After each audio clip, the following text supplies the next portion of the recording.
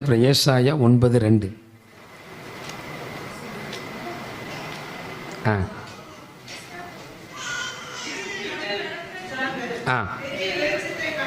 இருளில் நடக்கிற ஜனங்கள் பெரிய வெளிச்சத்தை கண்டார்கள்.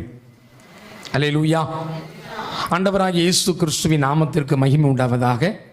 இந்த நாளிலும் கூட இயேசு ஏன் இந்த பூமியில மனிதனாய் பிறக்க வேண்டும் என்கின்ற தலைப்பின் கீழாக ஒரு 5 காரியங்களை மாத்திரம் உங்களுக்கு முன்பாக வைக்கும்படியாய் விரும்புகிறேன்.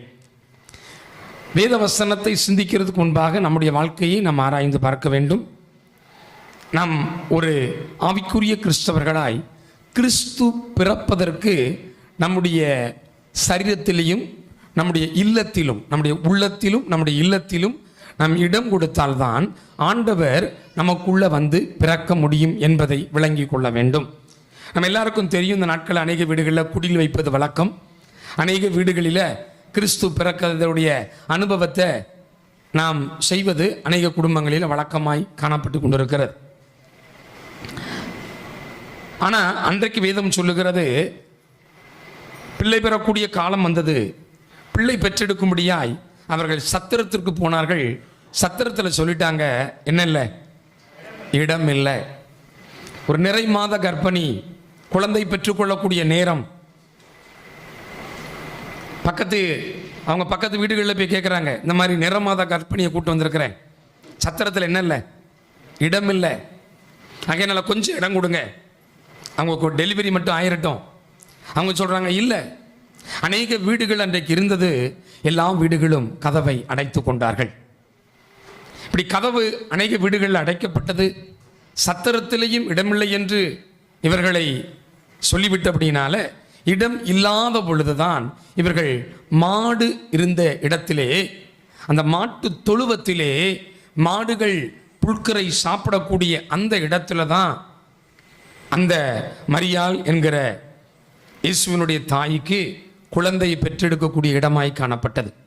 இயேசு பிறந்து கூட வைக்க என்ன இல்லை, இடமில்லை, இடமில்லை. இன்றைக்கு அநேக இடங்களில் கூட யோசித்து பார்க்கணும். ஸ்டாருக்கு இடம் இருக்கிறது, குடிலுக்கு இடம் இருக்கிறது, அநேகவற்றுக்கு இடம் இருக்குது.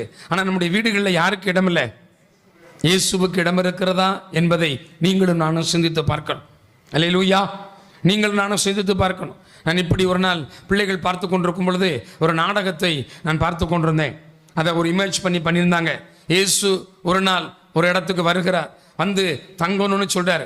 உடனே ஒரு ரிச்சாக்காரர் சொல்றார், இயேசுவே வாங்க, நான் கூட்டு போறேன், அங்கே சர்ச் இருக்குது, பெரிய சர்ச்சு, வாங்க கூட்டு போறேன் அப்படின்னு சொல்லி அந்த ரிச்சாக்காரரை அந்த இயேசுவை ஏற்றி கொண்டு அவர் போறார். போனவொன்னு சொல்றாங்க, நீங்க சர்ச்சில் கதவை தட்டி, இந்த மாதிரி இயேசு வந்திருக்காரு, சர்ச்சில் தங்கணுமா, சர்ச்சில் தங்கணுமா அப்படின்னு சொல்லிட்டு சொன்ன உடனே சர்ச்சு பாஸ்ட் பார்த்துட்டு அவர் பார்க்குறாரு, மணி என்ன, இயேசுவா, எல்லாம் வேண்டாம் அப்படின்னு சொல்லிட்டு யாரையோ கொண்டு ஏமாத்துறீங்கன்னு சொல்லி என்ன செய்றாரு. இப்படி ஒவ்வொரு இடமா போய் போய் போய் எங்கேயுமே இடம் இல்லை. கடைசியில் அந்த ரிச்சாக்கார் சொல்றாரு, எங்க வீட்டுக்கு வாங்க இயேசு, எங்க வாங்க, எங்க வீட்டுக்கு வாங்க அப்படின்னு சொல்லி அந்த வீட்டில் அவங்க மனைவி எழுப்புறாரு. எப்படி இயேசு வந்திருக்கிறாரு, வெளியே நிற்கிறார் இயேசு. அவங்க மனைவி சொல்றாங்க, அவங்களுக்கு இயேசுவை பற்றி தெரியாது. அவங்க சொல்றாங்க, இயேசுவா, நானே ராத்திரிலாம் சாப்பிடாம பட்டினியா பசியா கிடக்கிறேன், பிள்ளையும் பசியா கிடக்குது, நாங்கள் சாப்பிடலை, நீ ஏன் ராத்திரி வந்து குடிச்சிட்டு எதையோ புலம்புற, நான் உண்மையிலே குடிச்சிருந்தான், நீ ஏன் புலம்புற, தயவுசெய்து தொந்தரவு பண்ணாத. இல்லை, அவன் சொல்கிறான், வற்புறுத்தி சொல்கிறான், இல்லை இயேசு வந்திருக்காரு, எங்கெங்கேயோ கூட்டு போனேன், இங்கே வந்திருக்கிறாரு, வெளியே நிற்கிறாரு, நீ கொஞ்சம் எலும்பு அப்படின்னொன்னே அந்த அம்மா எலும்பி இயேசுவை பார்க்கறதுக்கு முன்பாக அந்த அம்மா என்ன பண்ணுறாங்கன்னா, கிச்சனுக்கு போய் கொஞ்சம் தண்ணி குடிக்கலான்னு சொல்லி, ஓலை வீடு தான், கிச்சனில் தண்ணி குடிக்கலான்னு போகிறாங்க. கிச்சனில் பார்த்தீங்கன்னா பிரியாணி இருக்குது, முட்டை இருக்குது, சிக்கன் 65 இருக்குது, இப்படி எல்லாம் இருக்குது. அந்த அம்மா சொல்லுது, எங்கிருந்து அதை கொண்டு வந்த, எங்கிருந்து இதை கொண்டு வந்த, நான் பசியா இருக்குன்னு சொன்னேன், எங்கிருந்து கொண்டு வந்த. அவர் சொல்றாரு, இல்லை இயேசு நீ வெளியே நிற்காரு, வா, அவர் ரொம்ப பிரகாசமாக இருக்கார், நீ வா அப்படின்னு சொல்லிட்டு அவங்க வெளியே போகிறாங்க. அவர் அங்கே காணவில்லை. அதை நான் ரொம்ப பிள்ளைங்க பார்த்துக்கணும், ரொம்ப யோசிச்சுக்கிட்டு இருந்தேன்.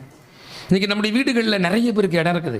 பொண்ணுக்கு இடம் உண்டு, பொருளுக்கு இடம் உண்டு, பணத்துக்கு இடம் உண்டு, வசதியான செல்வந்தர்களுக்கு இடம் உண்டு, இன்னும் ஒரு மேற்படிச்சோம் நம்முடைய கார் வைக்க இடம் உண்டு, பைக் வைக்க இடம் உண்டு, ஏன் நம்ம பழைய செருப்பு வைக்க கூட நம்ம வீட்டில் இடம் உண்டு. நம்முடைய வீட்டில் இயேசுவுக்கு இடம் இருக்கிறதா? ஒரு நிமிடம் எல்லாம் கண்களை மூடி இந்த நாளிலே சொல்லுங்க, ஆண்டவரே என் வீடு முழுவதும் உமக்கு இடம் உண்டு, என் உள்ளத்தில் முழுவதும் உமக்கு இடம் உண்டு ஆண்டவரே. அல்லேலூயா. நீர் வரும்போது இடமில்லை என்று சொல்ல மாட்டேன், இடமில்லை என்று சொல்ல மாட்டேன். எத்தனை பேர் ஆமென் சொல்றீங்க? அல்லேலூயா. என் வீடு இயேசுவுக்கு, என் குடும்பம் இயேசுவுக்கு, என் வாழ்க்கை இயேசுவுக்கு. அல்லேலூயா. அதனாலதான் பக்தன், நீர் இல்லாத நாளெல்லாம் நாள் ஆகுமா? அல்லேலூயா. நீர் இல்லாத ஒரு நாள் எங்களுக்கு நாளாகாது. அதனால எப்பொழுது நமக்கு இயேசு தேவை. கர்த்தருடைய நாமத்துக்கு மகிமை உண்டாவதாக. இங்க வேதம் சொல்லுகிறது, இருளில் நடக்கிற ஜனங்கள் எதை பார்த்தாங்களா? சொல்லுங்க, என்ன வெளிச்சத்தை பார்த்தாங்க? ஆங்கிலத்தில் கூட சொல்ல, great light, have seen a great light, இல்லையா? அந்த ஜனங்க பார்த்தாங்க, ஒரு பெரிய வெளிச்சத்தை பார்த்தார்கள். கர்த்தருடைய நாமத்துக்கு மகிமை உண்டாவதாக. இயேசு இந்த பூமியில பிறந்த நோக்கம் வெளிச்சத்தை தரும்படியாய் பிறந்தார். இன்னைக்கு எத்தனை பேருடைய வாழ்க்கையில வெளிச்சம் உண்டு? இருள் இருக்கும் பொழுது நம்முடைய வாழ்க்கையில நாம் என்ன செய்ய முடியாது. ராத்திரி வாகனத்தை ஓட்டணும், லைட் இல்லை, எப்படி வாகனத்தை ஓட்ட? முன்னாடி கிடக்கிற பள்ளம் நமக்கு தெரியாது, முன்னாடி இருக்கிற சூழ்நிலைகள் நமக்கு தெரியாது. என் அன்பு தேவனுடைய பிள்ளைகளே, உங்களுடைய வாழ்க்கையிலும் என்னுடைய வாழ்க்கையிலையும் ஆண்டவராகிய இயேசு கிறிஸ்து இந்த நாளிலே நல்ல ஒரு வெளிச்சமாய் நம்முடைய வாழ்க்கையில் இருக்கிறார். யாருக்கு வெளிச்சமாய் இருக்கிறார்? வேதம் சொல்லுகிறது, மத்தேயு நிருபக்காரன் எடுத்து எழுதும் பொழுது அவர் இப்படி சொல்லுகிறார், மரண திசையில் இருக்கிறவர்களுக்கு வெளிச்சம் உதித்தது. இந்த நாளிலும் கூட ஒவ்வொரு நாளும் இந்த வெளிச்சம் உதித்து கொண்டிருக்கிறது. யாரெல்லாம் மரணத்தை நோக்கி, மரண திசையை நோக்கி போய்க் கொண்டிருக்கிறார்களோ அவர்களுக்கு இந்த வெளிச்சம் சொல்லுகிறது, நீ மரிக்கிற மரணத்தை நான் விரும்பவில்லை, நீ வெளிச்சத்தண்டை திரும்பி வா. நீ இருளில் இருக்கிறத நான் விரும்பவில்லை, நீ வெளிச்சத்தண்டை வா. அல்லேலூயா. நம்முடைய வாழ்க்கையில இருளை வெளிச்சமாய் மாற்ற கர்த்தர் வந்திருக்கிறார். துக்கத்தை சந்தோஷமாய் மாற்ற ஆண்டவர் வந்திருக்கிறார். அல்லேலூயா. நம்ம இருளில உட்கார கர்த்தர் வரவில்லை, இருளில் இருக்கிற வாழ்க்கையை மாற்ற இயேசு வந்திருக்கிறார். இந்த பூமிக்கு இயேசு ஏன் வந்தார்? தீர்க்கதரிசி சொல்லுகிறான், இருளில் நடக்கிற ஜனங்கள் பெரிய வெளிச்சத்தை கண்டார்கள். மரண இருளின் திசையின் குடியிருக்கிறவர்கள் மேல். அவங்க எங்க இருக்காங்களா? நீங்களாம் கொஞ்சம் பேசணும். கிறிஸ்துமஸ் எங்க இருக்கிறாங்களா? இருளில குடியிருக்கிறாங்க. அவங்க எங்க குடியிருக்கிறாங்க? இருள குடியிருக்கிறாங்க. நம்ம ஏதோ ஒரு வீடை பார்த்து சொல்றோம், என்ன இந்த வீட்டில் போய் குடியிருக்கிறீங்க, கரண்ட் இல்லையே, இந்த வீட்டில் போய் குடியிருக்கிறீங்களே, ஒரு வசதி இல்லையே, இந்த வீட்டில் குடியிருக்கிறீங்களே, வெளிச்சமே இல்லையே. அல்லேலூயா. இன்னைக்கு எவ்வளவு ஜனங்கள் இருள குடியிருக்கிறாங்க. இயேசு இல்லாத இடம் இருள் சூழ்ந்த இடம், இயேசு இல்லாத இடம் மரண இருள் நிறைந்த இடம், இயேசு இல்லாத இடம் காரிருள் நிரம்பின இடம். நம்முடைய வீடுகளில் ஏன் இயேசு தேவை? நம்முடைய வாழ்க்கையில ஏன் இயேசு தேவை? என் அன்பு தேவனுடைய ஜனமே, நீங்களும் நானும் விளங்கிக் கொள்ள வேண்டும். இந்த இருளை கர்த்தர் விரும்பவில்லை. நீங்களும் நானும் இருளில் இருக்கிறது விரும்பவில்லை. தேசம் இருளில் இருக்கிறத விரும்பவில்லை. அல்லேலூயா. பட்டணங்கள் இருளில் இருக்கிறத விரும்பவில்லை, கிராமங்கள் இருளில் இருக்க விரும்பவில்லை, மனித குலங்கள் இருளில் இருக்க தேவன் விரும்பவில்லை. ஆண்டவர் வெளிச்சமாய் இந்த பூமியில வந்தார். ஆகையினாலதான் அதற்குன்பாகவே நான் வேதத்தை வாசிக்கும் பொழுது 119ஆம் சங்கீதத்தை வாசிக்கும் போது அங்கே சங்கீதக்காரன் எடுத்து எழுதுகிறான், உம்முடைய வசனம் என் கால்களுக்கு தீபமும் என் பாதைக்கு வெளிச்சம். ஒரு வெளிச்சம் தேவை. வெளிச்சம் இல்லாத இடத்துல நம்ம என்ன செய்ய முடியாது, வாழ முடியாது. நீங்களும் நானும் விளங்கணும், வெளிச்சம் தேவை. இருளில் இருக்கும் பொழுது நமக்கு நிறைய இன்னைக்கு இருக்கிற சௌகரியங்கள் நமக்கு எல்லாம் குறைஞ்சிரும். இருள் இருக்கிற இடத்துல ஃபேன் இருக்குமா? கரண்ட் இல்லாத இடத்துல ஃபேன் இருக்கும், ஆனால் என்ன செய்யாது, ஓடாது. வாட்டர் ஹீட்டர் இருக்கும், ஆனால் என்ன செய்யாது, யூஸ் ஆகாது. லைட் இருக்கும், ஆனால் என்ன செய்யாது, எரியாது. லைட் இருக்கும், எரியாது. ஏசி இருக்கும், ஆனால் என்ன செய்யாது, என்ன இல்லைன்னு சொல்லுவோம், கரண்ட் இல்லை.